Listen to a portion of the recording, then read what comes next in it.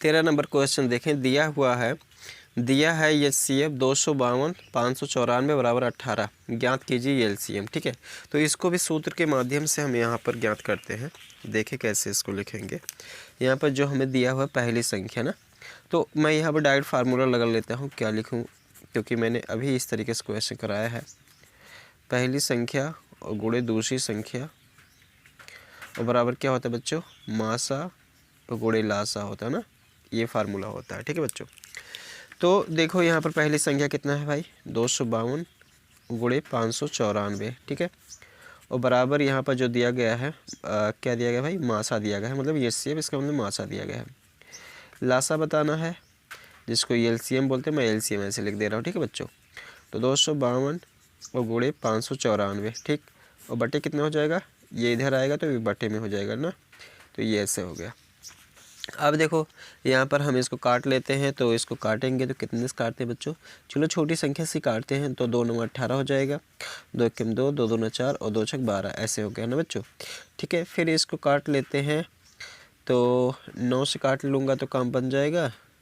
हाँ चलो 9 से बन जाएगा, तो 9 1 9 और 3 बचेगा, 9 चौक 36 हो जाएगा ना, तो ये 14 बचेगा। तो यहाँ पर हो जाएगा 14 और गुणे 594। ठीक है, LCM। तो इसको 594 को जब 14 से गुणा करेंगे बच्चों, ठीक है, तो यहाँ पर जो हो जाएगा वो 4 चौक 16 और 4 9 36 1 37 हो जाएगा, और 4 5 20 20 23 और 1 4, ये 4 हुआ, 9 हुआ, 5 हुआ। ठीक है, 6 7 4 11 हो जाएगा, 9 3 12 1 13 हो जाएगा बच्चों। ठीक है, हाँ ठीक है, और 3 2 5 1 7 हो जाएगा। ठीक, नहीं 5 2 7 1 8 हो जाएगा बच्चों, 8316।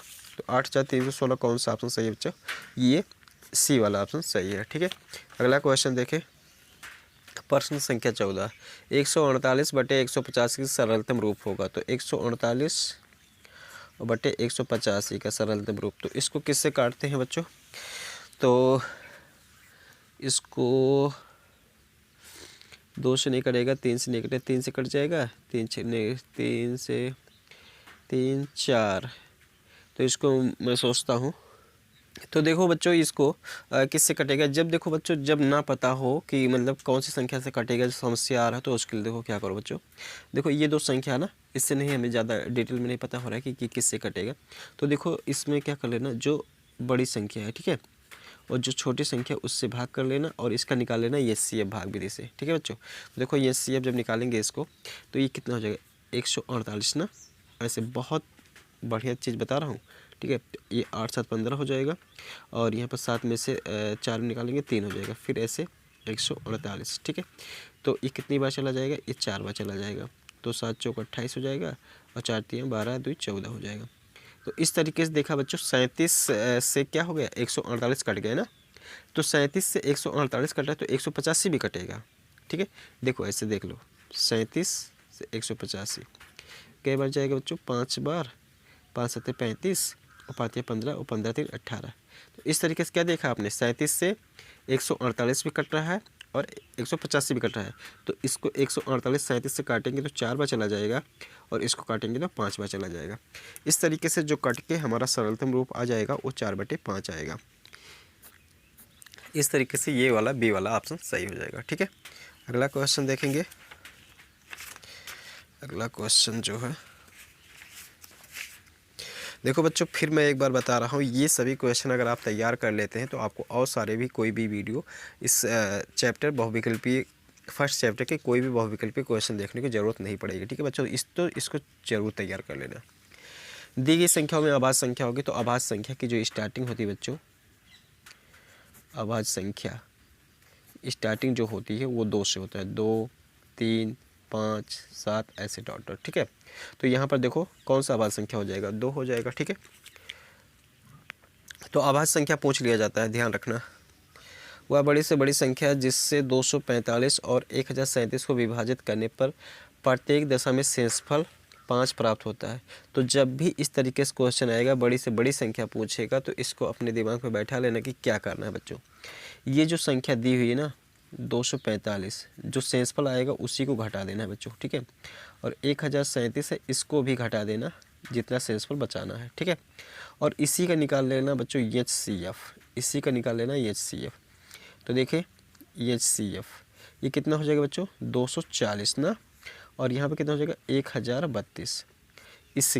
इसी दोनों का HCF निकाल लेंगे और वही ही हमारा अभीष्ट आंसर होगा। तो चले HCF मैंने पहले भी निकालना बता दिया है, चलो एक बार मैं फिर आपको सिखा दे रहा हूँ कि HCF कैसे निकालेंगे। 240 1032 भाग विधि से मैं बता रहा हूँ, 240 और 1032, ठीक है बच्चों। तो यहाँ पर मैं कितनी बार ले जा सकता हूँ, 4 बार ले जा सकता हूँ। चेक कर लेता हूँ, 240 और गुणे 4 तो 0, 4 चौक 16 और 4 दूनी 8, 9 हो जाएगा। हाँ बच्चों यहाँ पर 4 बार जा सकता है, तो 4 बार लेके गया तो 960 हो गया। यहाँ बच्चे 2 और यहाँ हो जाएगा 7 और यहाँ बच्चेगा 9 और ये हो जाएगा कट हो जाएगा, ठीक है, क्योंकि ये 9 में से 9 घटेगा तो 0 हो जाएगा। अब 240 ऐसे, अब कितनी बार ले जा सकता हूँ, तो बच्चों इसको मैं ले जा सकता हूँ तो 5 बार, 7 5 35, 5 बार 15 10 और 5 7 35, ये ज़्यादा हो जाएगा। तो इसको 3 बार लेके जाता हूँ, 3 बार, तो 3 दूना 6 हो जाएगा और 3 7 21 हो जाएगा। तो यहाँ पर जो बचेगा वो कितना बचेगा 4 और यहाँ बचेगा 3, 3 में से 1 घटाएंगे बचेगा 2, ऐसे हो गया। तो ये 72 फिर, तो 24 3 72। इस तरीके से जो आ जा रहा है वो 24 आ जा रहा है HCF, ठीक है। कितना इसका आ जा रहा है बच्चों, वो 24 आ जा रहा है। तो यहाँ पर जो सही ऑप्शन है, यहाँ पर देख पा रहे होंगे, ये सी वाला ऑप्शन सही हो जाएगा, ठीक है। तो इस तरीके से HCF निकाल लेते हैं भाग विधि से। निम्नलिखित संख्याओं में परिमेय संख्या है, तो इस तरीके से क्वेश्चन में परिमेय अपरिमेय भी पूछ लिया जाता है। तो देखो अंडर रूट है ना, अंडर रूट 9, तो इसका जब वर्गमूल निकालेंगे तो कितना हो जाएगा बच्चों 3 हो जाएगा। और 3 क्या है बच्चों, एक परिमेय संख्या है, ठीक है, 3 एक परिमेय संख्या है, ठीक है। अंडर रूट 3 है, ये अपरिमेय हो जाएगा, ये भी अपरिमेय, ये भी अपरिमेय। तो यहाँ पर कौन सा ऑप्शन सही हो जाएगा, ये वाला ऑप्शन सही हो जाएगा, ठीक है। अगला देखें 18 नंबर क्वेश्चन में, किन्हीं दो धनात्मक पूर्णांकों ए और बी के लिए, बच्चों जब दो धनात्मक पूर्णांक दिया रहता है तो उसका पहली संख्या, मतलब जैसे ये दिया है 4 और 5, ठीक है, ऐसे बच्चों। तो ये क्या हो जाएगा, इन दोनों का गुणा और क्या हो जाता है, इन दोनों का मासा, ठीक है, इन दोनों का मासा और गुणे क्या हो जाएगा, इन दोनों का लासा। ये हमेशा क्या होता है, बराबर होता है, ठीक है, ये हमेशा बराबर होगा, ठीक है। जैसे अगर देखो इसका मासा कितना आएगा बच्चों, 1 आएगा, और इसका लासा निकालेंगे तो 20 आएगा, और ये देखो 20, दो तरफ बराबर आ रहा है कि नहीं आ रहा है। तो इसी प्रकार से अगर कोई दो संख्या दी हुई है तो इन दोनों का गुणनफल बराबर क्या, इसी का मासा और इसी का लासा, मासा A, और गुणे लासा A, ऐसे हो जाएगा, ठीक है बच्चों। तो यहाँ पर जो सही ऑप्शन हो जाएगा वो कौन सा, ये डी वाला ऑप्शन सही हो जाएगा, ठीक। ये देखो दिख रहा है, इन दोनों संख्याओं का गुणा मासा इसका और गुणे लासा इसका, ठीक है बच्चों। तो इस तरीके से ये ऑप्शन सही हो जाएगा। अगला देखो, अगला शायद यही क्वेश्चन रिपीट हो रहा है, कौन सा आवाज़ संख्याओं का युग्म है, कौन सा आवाज़ संख्याओं का युग्म है। तो यहाँ पर ये वाला ऑप्शन सही हो जाएगा, ठीक है। आवाज़ संख्याएं वे संख्याएं होती है जिनका HCF 1 होता है। तो सभी का HCF निकालना, जिसका HCF 1 होगा वही होगा। तो यहाँ पर मैंने पहले ही बता दिया है, देख लेना। प्रश्न संख्या 20, वह बड़ी से बड़ी संख्या है जिससे 70 तथा 125 को भाग देने पर शेषफल क्रमशः 5 और 8 प्राप्त होता है। तो यहाँ पर बच्चों क्या कर लेना है, HCF निकाल लेना। 5 और 8 प्राप्त हो, 70 में से 5 घटा करके और 125 में से 8 घटा करके जो आएगा HCF, तो इसका देखो HCF कितना हो जाएगा बच्चों 65, और इसमें से घटाएंगे तो 8 7 15, यहाँ पर 117 हो जाएगा, ठीक है। तो इन दोनों का HCF निकाल के आप बताना कि इन दोनों का HCF कितना आएगा, ठीक है। कमेंट बॉक्स में आप प्रश्न संख्या 20 का आंसर नंबर इतना, ये वाला ऑप्शन सही है, ऐसे लिख के आप भेजना, ठीक है। अगर आप तैयारी बेहतर तरीके से कर रहे हैं तो इतना काम जरूर करेंगे, ठीक है। अगला क्वेश्चन देखें,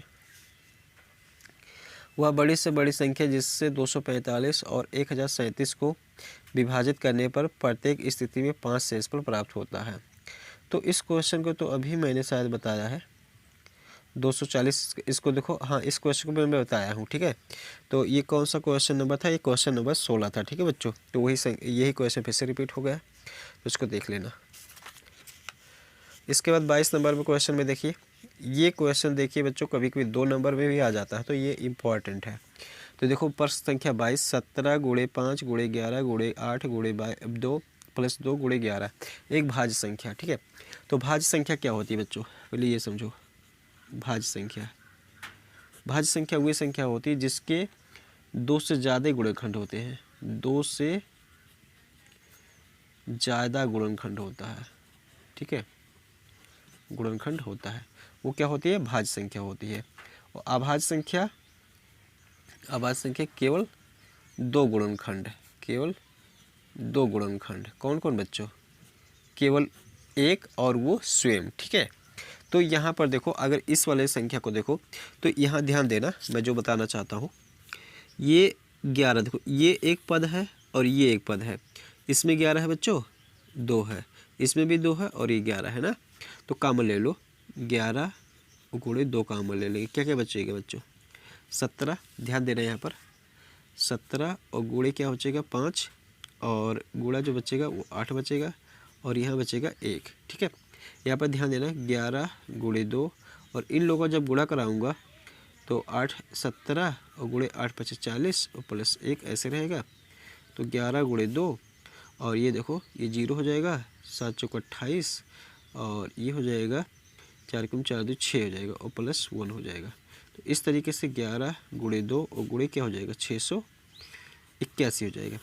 तो इस तरीके से यहाँ पर ध्यान देना, ये 681 भी किसी का फैक्टर होगा। तो ये 681 का अगर मैं इसको करता हूँ तो ये देखो 3 3 2 6 और 3 2 6 3 7 21, ठीक है। तो ये 11 गुणे 2 और गुणे 3 और गुणे 227, ठीक है। मेरा जो बताने का मकसद है इसको समझ लो। मैं क्या कह रहा हूँ कि इसके जो अभाज्य गुणनखंड हैं वो क्या है बच्चों, 2 से ज़्यादा है, ठीक है, 2 से ज़्यादा है। जो अभाज्य गुणनखंड है वो 2 से ज़्यादा है, इसलिए ये भाज्य संख्या है, ये सत्य है, ठीक है।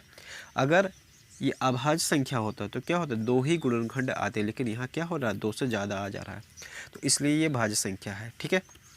तो ये सत्य हो जाएगा। अगला क्वेश्चन, दी गई संख्याओं में अभाज्य संख्या होगी, तो अभाज्य संख्या की स्टार्टिंग 2 से होती है, ये क्वेश्चन भी रिपीट हुआ है। अगला क्वेश्चन, प्रश्न, यदि 26 56 156 का लासा 156 है तो मासा क्या होगा, तो इसका मासा 26 होगा, ठीक है बच्चों। इसको भी आप कर सकते हैं, क्योंकि अभी मैंने फार्मूले की मदद से लासा मासा निकालना बताया है। ये क्वेश्चन देखिए, तो ये क्वेश्चन भी एग्जाम की दृष्टि से इम्पॉर्टेंट है, इस तरीके से भी क्वेश्चन देख ली आ जाता है। 2 पावर 3 3 × 5 और 2 पावर 3 और 3 क्या पूछ रहा है, लासा पूछ रहा है।